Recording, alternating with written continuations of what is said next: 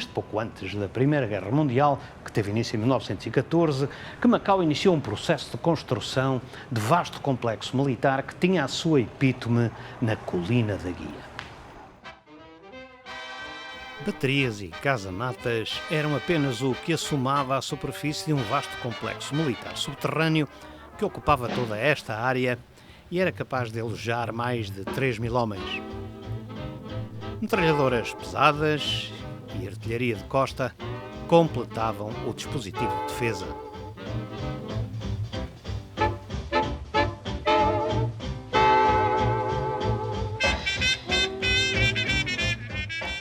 Outro complexo semelhante erguia-se junto às portas do cerco.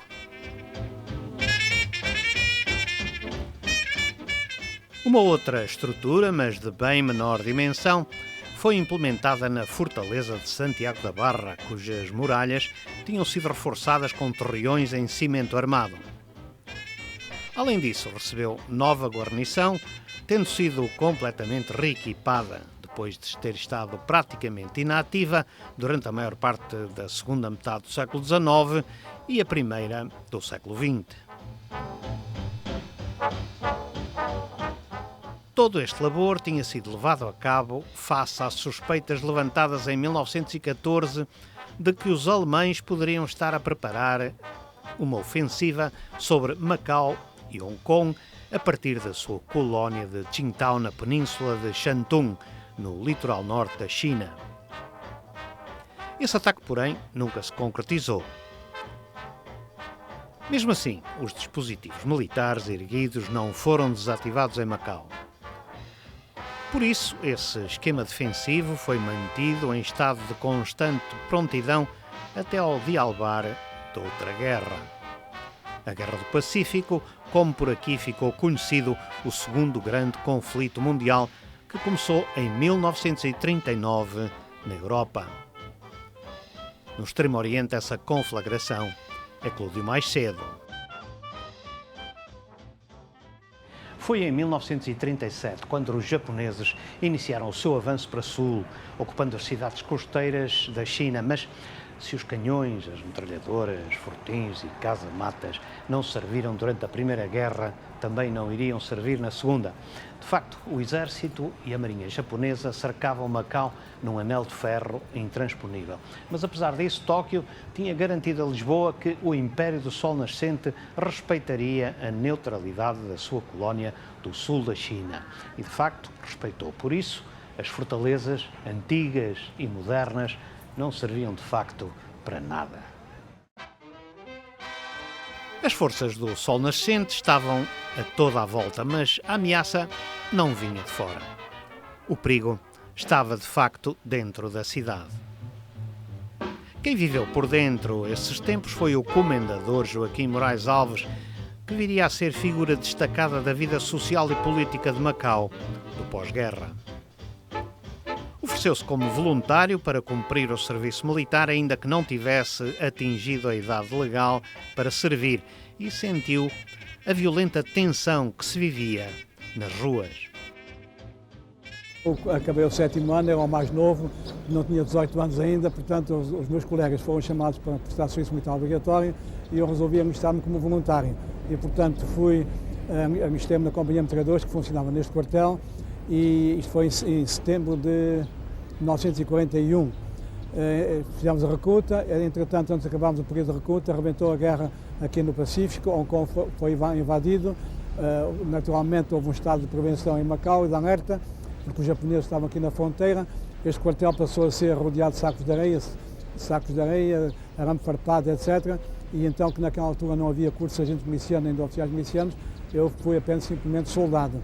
E nessa qualidade fiz aqui, tivemos muitos exercícios, demos muitos tiros para treinar, porque nunca se sabia o que ia acontecer no dia seguinte, porque havia sempre rumores que os japoneses iam invadir no dia seguinte. Devido ao isolamento de Macau a que foi submetido, eu costumo dizer que a sobrevivência de Macau ao longo destes anos todos parece um milagre. Se nos lembrarmos que durante a guerra os japoneses ocuparam tudo, praticamente desde o Hawaii até à Índia, e só deixaram este pequeno território incólume, onde funcionou sempre um consulado inglês e um consulado japonês, que tinha a particularidade de serem vizinhos até, Houve também outra cena que o cônsul japonês foi assassinado, também outro motivo de preocupação para o governador. Dizem que foi assassinado pelos serviços secretos japoneses, que ele era um diplomata e, portanto, não concordava com alguns abusos que eram cometidos, não diretamente pelos japoneses, mas por uma seita que era aí pró-japoneses, chineses pró-japoneses, que os japoneses, como se sabe, instalaram um regime fantoche na China. E, portanto, esse indivíduo que usava até um fato preto, um tecido assim lustroso, e esse é que causava aí grandes turbas. Tínhamos cá um comandante da polícia, que era um homem muito arrojado e que os tratava por vezes às bofetadas, e também a polícia matou também muita gente sem muito respeito pelos princípios, porque naquela altura era uma situação de contingência, de guerra e de sobrevivência. Seitas rivais disputavam o campo, mas a mais forte e perigosa era a de Wong Kong Kit, cujos homens envergavam os tais casacos pretos de tecido lustroso de que o comendador Moraes Alves bem se lembrava. A seita do Wong Kong Kit apoiava-se politicamente aqui, no consulado japonês. Uma vasta mansão de que hoje resta apenas parte da fachada original. Aqui trabalhava o cônsul Yasumitsu Fukui, que viria a ser assassinado pela própria polícia secreta, a temível Kenpeitai, comandada pelo coronel Sawa, que no final do conflito viria a ser por seu turno julgado e executado como criminoso de guerra, e que aqui tinha também o seu gabinete.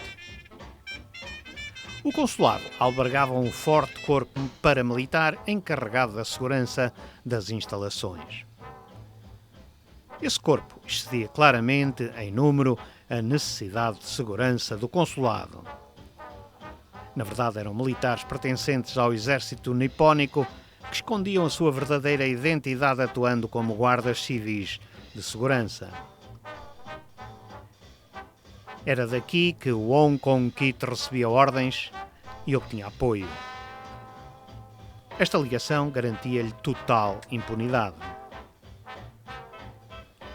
O Wong Kong Kit tinha o seu quartel-general não muito longe. Era neste edifício da Avenida Ouvidor Arriaga, que ainda permanece com as mesmas características de então, mas já não, naturalmente, com os sacos de areia que o protegiam a toda a volta e as metralhadoras pesadas instaladas nos cantos do terraço superior. E claro, nem as sentinelas fardadas que completavam o dispositivo de segurança instalado durante os anos de guerra. Wong Kong Kit passeava-se pela cidade acompanhado pela mulher, exímia atiradora, que sempre ostentava 2 revólveres à cintura. O casal deslocava-se de limusine com seguranças armados de metralhadoras, de pé sobre os estribos, num quadro reminiscente do famoso casal americano Bonnie and Clyde.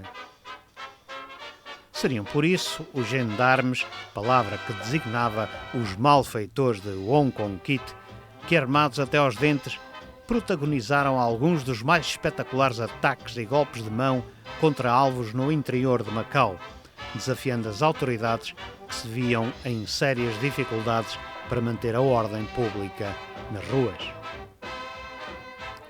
O mais sangrento e ao mesmo tempo espetacular seria o assalto ao navio Siam ou Saigon. O coronel João Vítor Bragança, então tenente, comandante da artilharia de guarnição, que tinha chegado a Macau com o governador Gabriel Teixeira em 1941, contava muitos anos mais tarde o que a sua memória guardava sobre um episódio que teve repercussões nacionais e internacionais, estas evidentemente exageradas pela propaganda de guerra dos aliados. O Saigon estava ancorado no porto interior.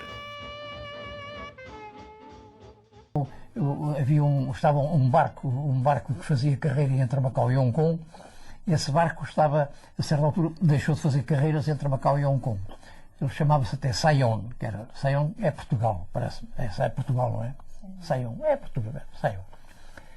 E o Saigon estava atracado a um daqueles cais próximo daquele hotel, do hotel que fica no fundo de Almeida Ribeiro, o hotel... O Grande Hotel. Não, o Grande não, o outro, ao fundo de Almeida Ribeiro. O Grande Hotel é o que fica no meio, não é? É o Cockchair. É o Cockchair. É um cais que ficava aí mais ou menos para os lados do Cockchair, um bocadinho mais para lá.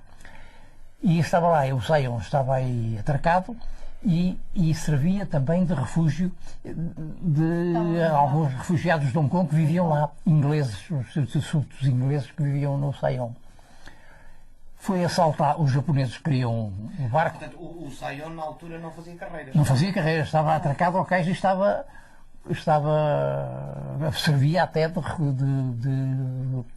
refúgio de alguns súditos ingleses que estavam lá. Fizeram um assalto ao Saião, os japoneses mataram um guarda que fazia a guarda lá ao Saião, feriram um outro rapaz que era soldado de artilharia, que era conhecido, não me recordo o nome, Elias, qualquer coisa Elias, que era conhecido, tinha o major. Esse rapaz veio depois para aqui, para Portugal, não sei o que é feito dele. Esse ficou ferido. E partiram as amarras, cortaram as amarras, puseram o barco a andar e foram-se embora, não é? Contra a passividade, é claro, a nossa passividade, não havia de facto motivos para, nem meios, nem talvez fosse oportuno manter o barco no fundo com os tiros de artilharia, por exemplo. Não. O barco lá foi-se embora. Ingleses já dentro. Portanto, o barco saiu com... Parece que sim, com pessoas lá dentro, com as pessoas que lá estavam, não é? Não libertaram.